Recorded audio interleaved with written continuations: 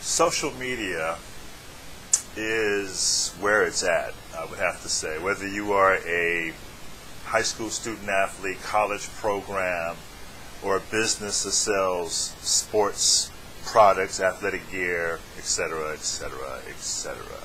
Everything I've gotten has come through social media.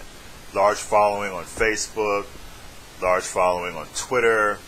I'm on LinkedIn, Tumblr, WordPress.com, Blogger.com, you name it, I'm there.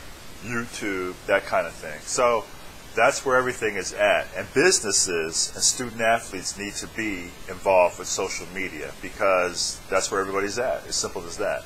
Everybody who is somebody is on social media. And you have to know how to play that game.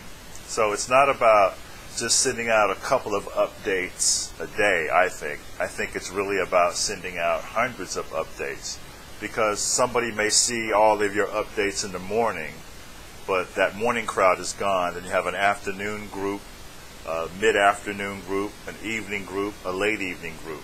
Okay, so you need to be updating throughout the day.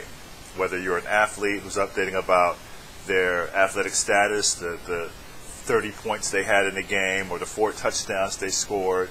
If you're a business, what are your products, what are your services? You need to be on social media, as simple as that. If you're a business, if you're a student athlete, especially if you are trying to get your name out there.